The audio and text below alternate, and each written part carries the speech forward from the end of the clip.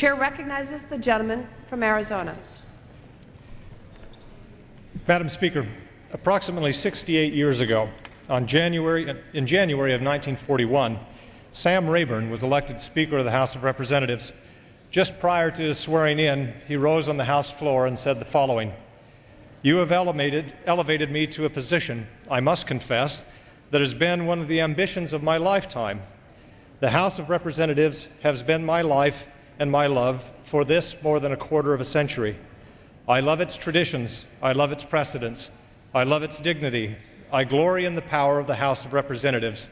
It is my highest hope and my unswerving aim to preserve, protect, and defend the rights, prerogatives, and the power of the House of Representatives." What a beautiful statement.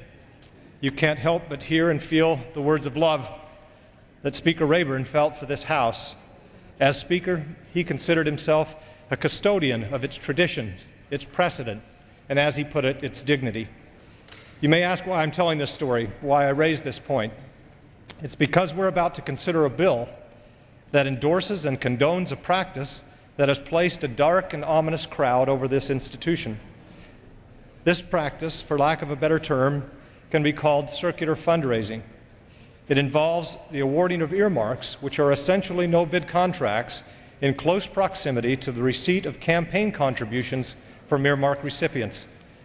This legislation contains more than 500 earmarks where a private for-profit company is the intended recipient. Let me repeat that. This legislation we are about to consider contains more than 500 earmarks or no-bid contracts directed to private companies. In many cases, the members of Congress securing these no-bid contracts have either received or will soon receive, after this legislation is enacted into law, large campaign contributions from the executives of the companies and/or the lobbyists that represent them. By now, my colleagues are well aware of the PMA scandal, which was largely centered on the practice of circular fundraising.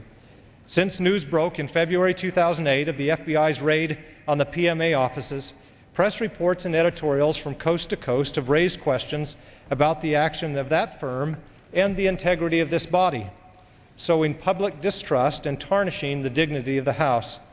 Just listen to what is being said off the Hill and beyond the Beltway.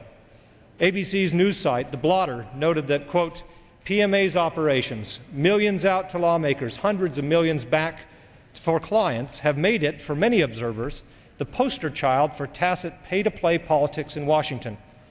An editorial in the New York Times entitled "Political Animal 101" referred to the relationship between campaign donors and the customized appropriations they are fed by grateful lawmakers as, quote, "the ultimate in symbiotic survival and cynical influence trading."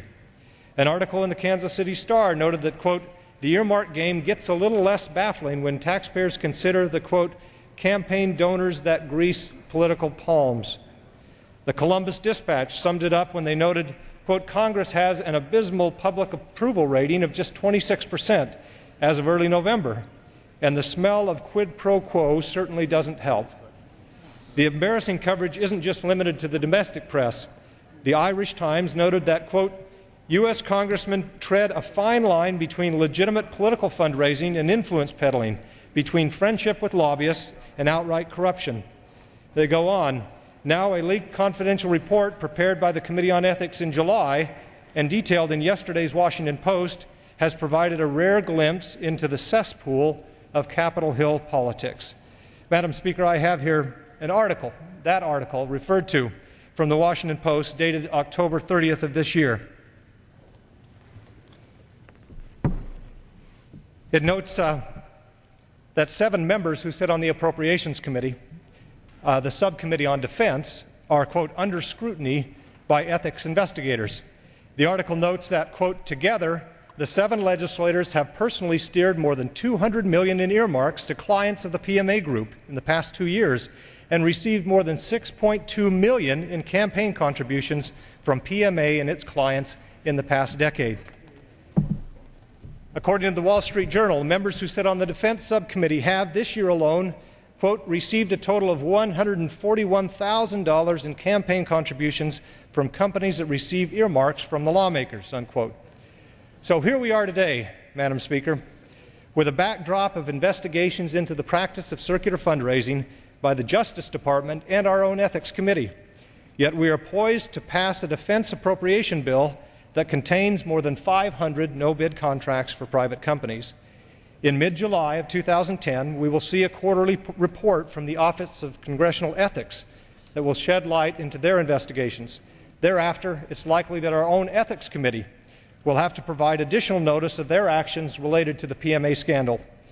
If the future is anything like the past, additional scandals will spring from the earmarks that we approve today. We are surely, as the poet said, traipsing down a flower-strewn path unpricked by thorns of reason. I should note that circular fundraising is not a partisan issue. Both parties engage in it, and the cloud that hangs over this body rains on Republicans and Democrats alike. But it's fair to ask, what about the dignity of this body? Are we appropriately concerned that the words pay to play, quid pro quo, swamp, and cesspool are increasingly routine in articles describing the appropriations process? Should we have no standard higher than whether the abuse of the process rises to the level of an indictable offense? One thing is clear: the practice of circular fundraising will someday end. The question is, who will end it?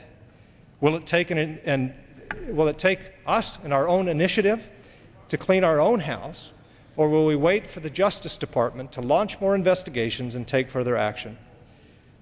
My own hope is that those who find themselves in leadership positions today will summon the dormant custodial spirit of those who have protected and defended this wonderful institution long before we arrived in this chamber.